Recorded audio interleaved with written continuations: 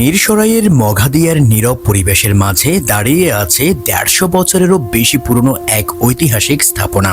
এটি মঘাদিয়া জমিদার বাড়ি, স্থানীয়ভাবে নুরুল আফসার জমিদার বাড়ি নামেও পরিচিত। মিরসরাইয়ের উন্নয়ন পরিকল্পনার জন্য পরিচালিত একটি সরকারি প্রত্নতাত্ত্বিক জরিপ অনুযায়ী বাড়িটি মঘাদিয়ার মধ্যাঞ্চলে অবস্থিত এবং এর নির্মাণকাল আনুমানিক ১৮৫৭ সাল। জরিপে এই জমিদার বাড়ির প্রতিষ্ঠাতা হিসেবে ওয়াসিল চৌধুরীর নাম উল্লেখ করা হয়েছে। একই জরিপে মঘাদিয়া জমিদার বাড়ি জামে মসজিদের কথাও উল্লেখ রয়েছে। এই মসজিদের প্রতিষ্ঠাতা হিসেবেও ওয়াসিল চৌধুরীর নাম পাওয়া যায় এবং এটিও আনুমানিক একই সময়ের।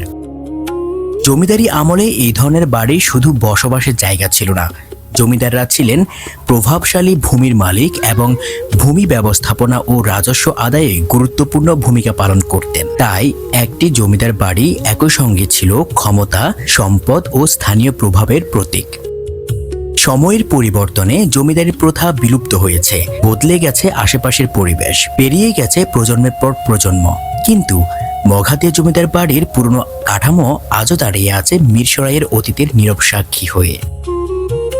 মিরসরাই তার পাহাড়, ঝর্ণা, বন আর সমুদ্রের জন্য পরিচিত, কিন্তু মিরসরাইয়ের ঐতিহ্য শুধু প্রাকৃতিক সৌন্দর্যে সীমাবদ্ধ নয়। মঘাদিয়া জমিদার বাড়ির মতো স্থাপনাগুলো আমাদের সামনে তুলে ধরে এই অঞ্চলে প্রায় ১৫০ বছরেরও বেশি পুরনো ইতিহাস। মঘাদিয়া জমিদার বাড়ি হয়তো বাংলাদেশের সবচেয়ে বড় বা বিখ্যাত জমিদার বাড়ি নয়, কিন্তু মিরসরাইয়ের ইতিহাস ও ঐতিহ্যের দিক থেকে এটি নিঃসন্দেহে একটি গুরুত্বপূর্ণ স্থাপনা।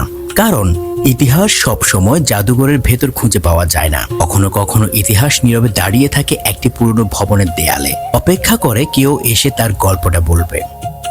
হ্যাঁ, এটাই মঘাদিয়া জমিদার বাড়ি, প্রায় ১৫০ বছরেরও বেশি ইতিহাসের এক নীরব সাক্ষী।